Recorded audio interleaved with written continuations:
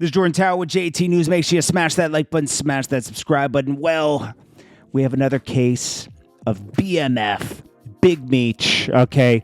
And it's I've been, doing a lot of looking through like testimonies and everything and of people that turned on Big Meech and his brother, Terry, in their organization and how it was even able to be infiltrated because they had a great plan how to execute everything.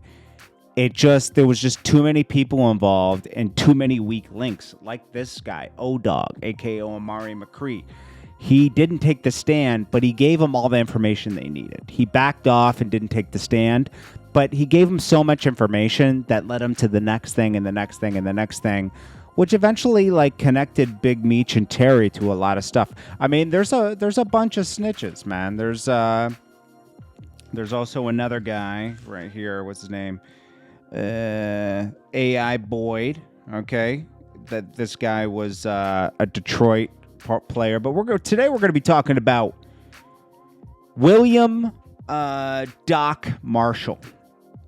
They called him BI as well. Okay, so if you hear me say BI, this is Doc. Okay, so he was one of the worst snitches because he took the stand, and he took the stand in 5 different states, detailing different portions of how this business worked. Now, I know Dexter Sosa says that he wasn't the accountant per se, that they say he was in keeping ledgers and stuff. But, okay, if he didn't have that, he at least had links to LLCs that they had set up to shelter certain things and launder money through. So they claim that meaning the feds, claim that Doc kept all the books in a ledger and say they matched it to Meech's books, which I doubt that Big Meech kept books in his house of ledgers of expenses, profits and expenses and all that. I doubt they detailed all that on a pad and just kept it in their house, okay? But anyways, that's how they say they connected everything. The way I read in different things is they connected that there was this company called Exquisite, which they used to buy the cars through other people's names. And we'll detail how that worked.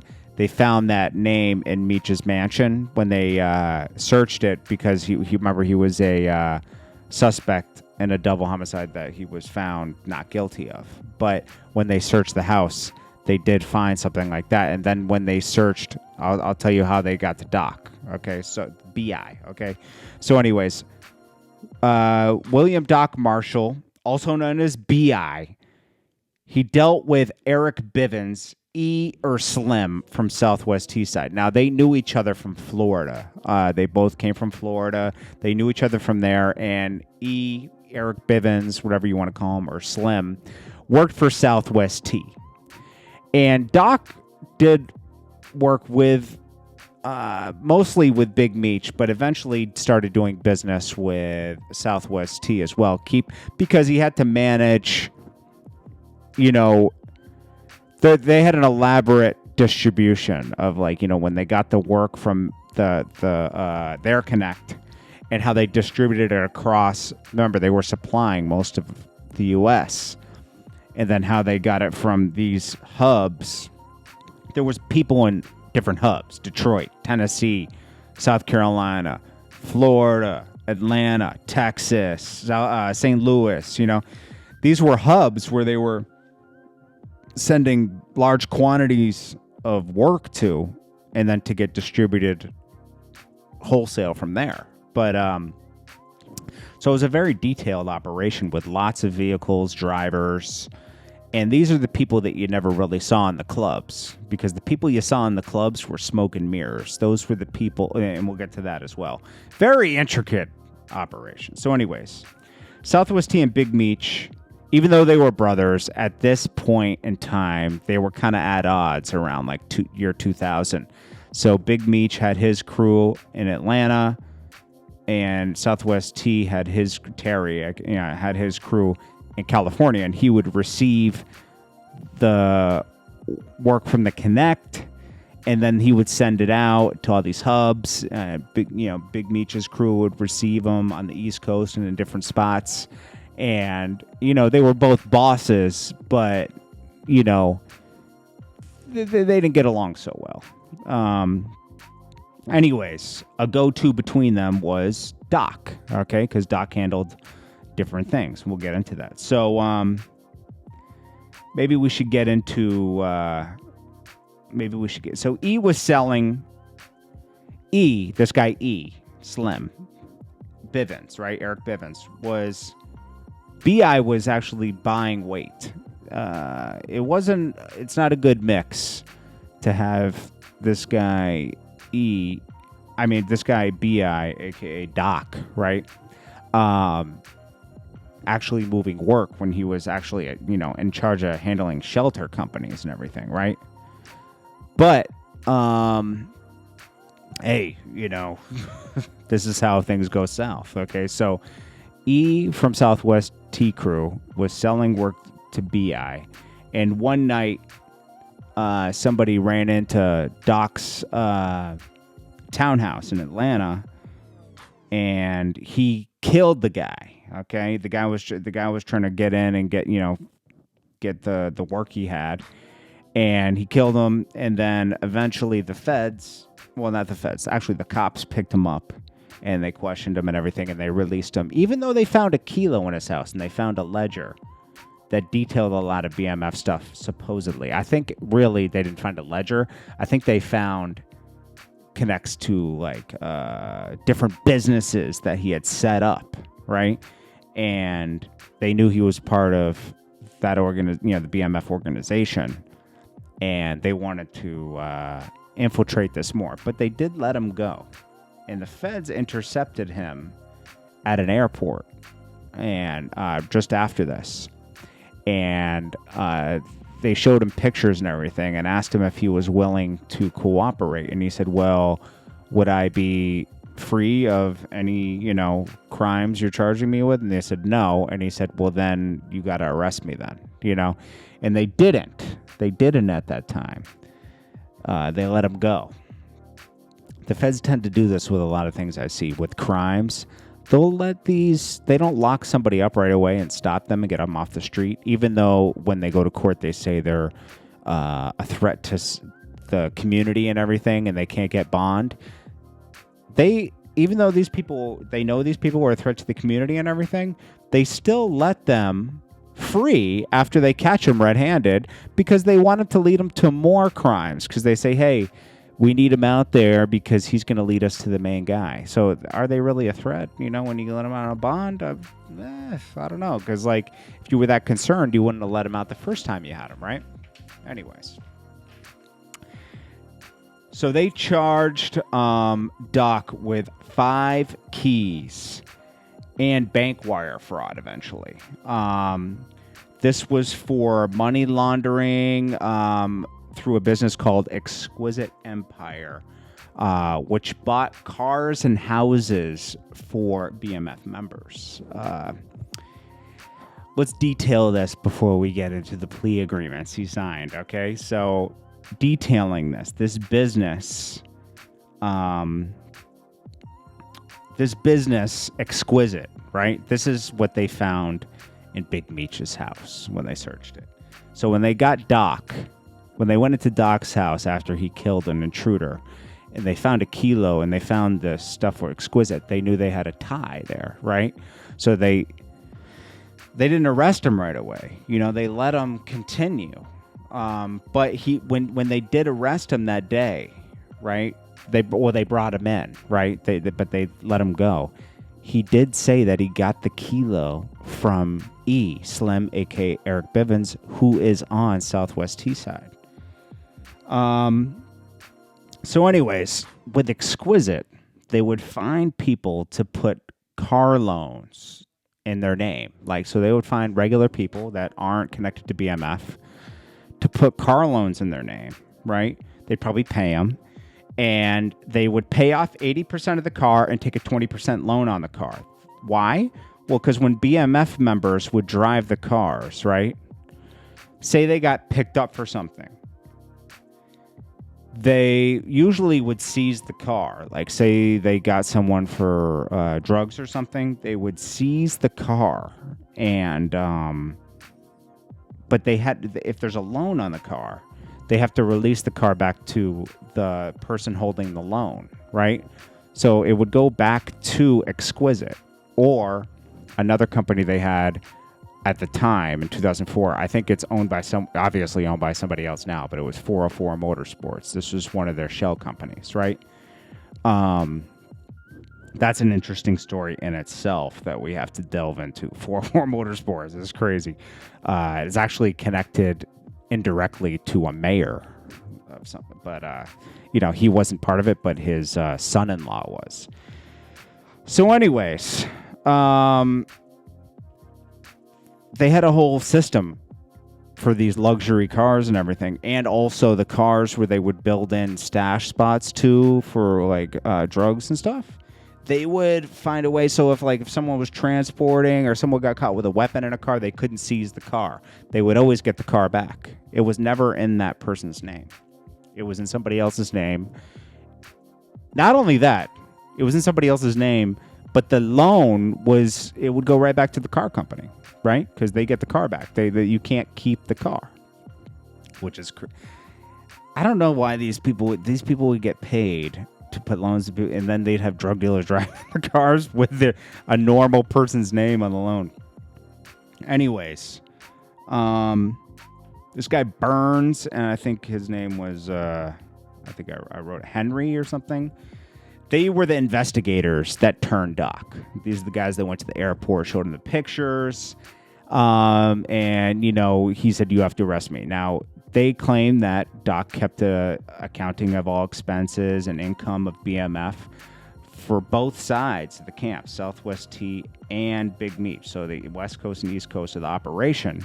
And he created fake W-2s for legit income for BMF members to, make it look like they were legit. He would create a fake travel agency to book flights. So everything was done really on the books, like everyone looked really clean. Everybody in BMF had fake driver's licenses and stuff in case they had to go on the run or something. Say some cop pulled them over, they give them a fake license and say they had to pull off and try to get away. They wouldn't have the person's name. Or say they were getting an apartment or something, get it in a false name so it's not on your real name, so you can leave it and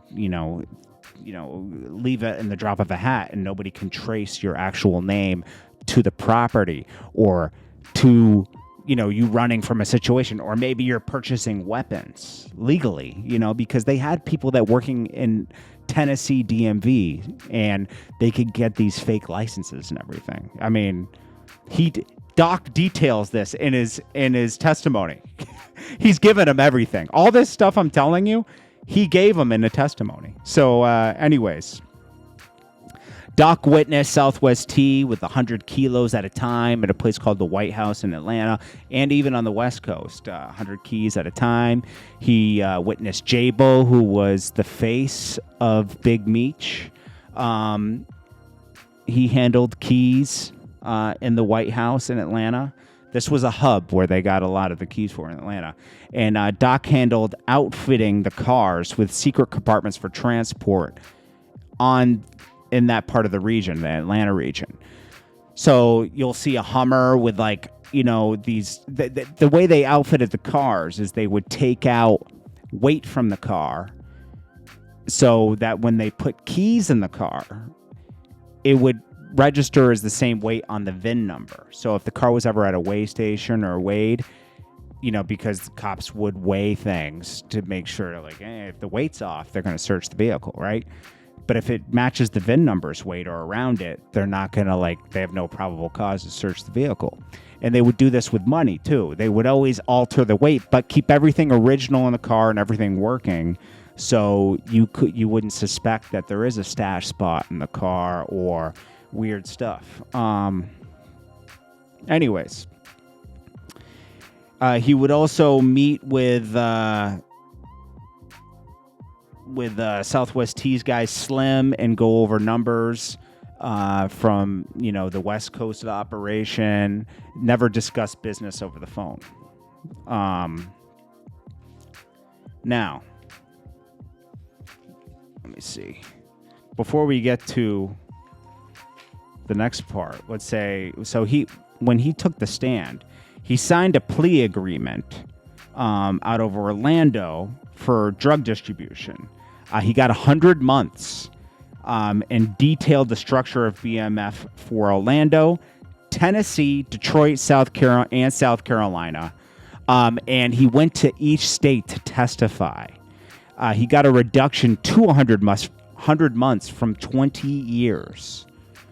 So that's like, he got almost half his sentence reduced. He pleaded guilty to a Georgia agreement, and the condition of the agreement is the government can request his cooperation at any time to tell the truth, meaning corroborate the story they want him to tell, right? Talks how false IDs were created by having a contact in the DMV. We went over that in Tennessee. Fake IDs was for illegal activities like driving drugs and getting weapons and more stuff like that.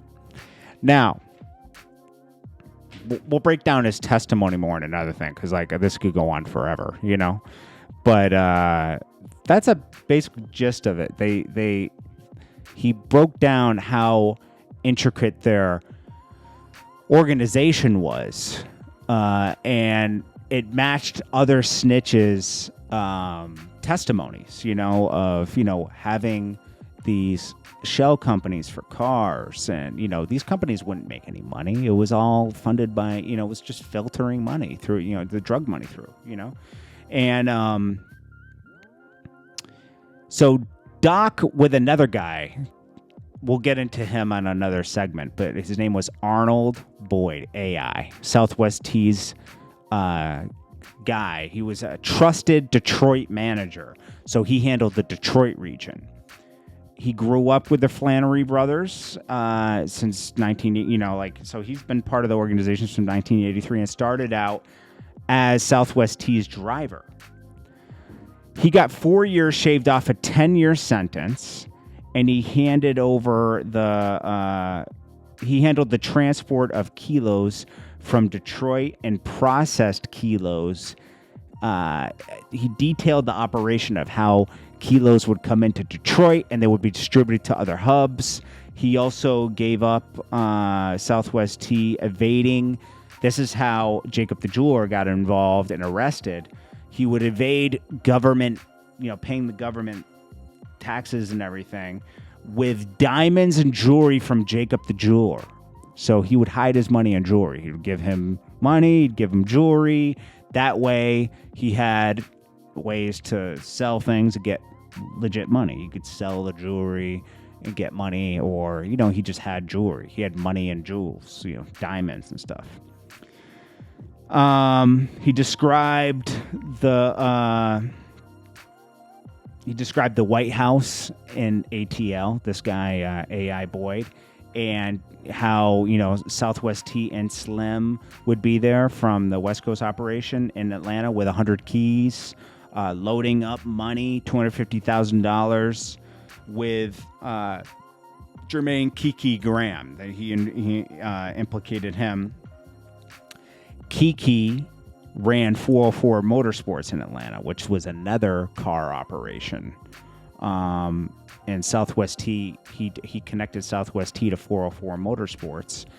He put $800,000 into it. Now, we'll have to break this 404 Motorsports down, another one, and we'll break down in detail Doc's. We'll read his testimony and AI Boyd's and everybody's, but basically, this 404 Motorsports lost money. It's back in operation now, but obviously somebody else owns it, but this dealership that they had supplied Hummers, Jaguars, Ferraris. Even Jermaine Dupri shopped here. It wasn't just for BMF. It was an actual dealership. these kind of places exist, okay? You know, and basically it would make it so like when you sold cars to BMF and everything, they would do the whole loan scheme through Exquisite, and which is, you know, run by and set up by the doc guy, right? BI. And basically this is how they would get their cars back if they were seized. They also, and so, you know, they connected all this stuff to the Black Mafia family, 404 Motorsports, and one of the guys who worked there, I guess he was like married to one of the a mayor, and the mayor helped him get out of some jams. You know, when let's see, when Graham disappeared in October 2004, he was out on bond under the condition that he was confined to his Marietta home he shared with his wife, but after he cut his ankle monitor, she divorced her husband, of course. But this guy got caught up in some, like, killing thing, you know, like, that's a whole different thing. But, you know, he had something to do with the 404 Motorsports, which lost money. Maybe he ran it. I don't know. But, you know, I got to read more into that. But very crazy, man. Anyways, this guy, Doc, connected a lot of dots and also made it a criminal conspiracy. You know, it helped form their criminal conspiracy for Terry and Big Meech. And, you know, this is the kind of things they got him on, you know. And talking about the smoke and mirrors, Blue Da Vinci was part of the record label part of called BMF, right? That Big Meech was, you know, pushing. And their thought of this was, it's a good plan. It's just that you get a lot of weak links around you at this point. So you got Blue Da Vinci as the rapper, and then you got all these guys going out to the club every night, right? Big Meech always made sure that anybody that was actually doing anything really wasn't on tape like that, right? I'm talking about major players, like people moving lots of weight, like 100 keys, you know, 1,000 keys a week or something. You know, it's like you don't want those people implicated because that's the core of your operation. But, you know, you'd have like lower level people out in these clubs. And his thought was that he knew that there was an investigation on him because they had investigators on the payroll, right, that would give him information about stuff, right? And they never detailed those guys. They never sold any agents out or anything, right? Which I respect, you know, because like that's snitching too, right? But basically, these guys, they knew that there was a certain amount of money allocated to their investigation, and they used the rap stuff and going out to the clubs and everything. The guys that went to the clubs and everything, they used that as a distraction. They would be following these people all the time, right? Spending money. It costs money to follow people and investigate them and survey them.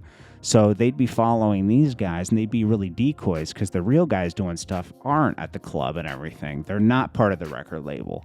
So, but they would think, oh, these guys have all the cars and the money, and they're spending all the money. These are the guys, man. These are the dealers. And it almost worked, but you got some guys like O-Dog and stuff that were doing small level stuff, you know, like moving 5 keys or something, and you know, to them that's small because they're moving 1,000 keys a week, you know,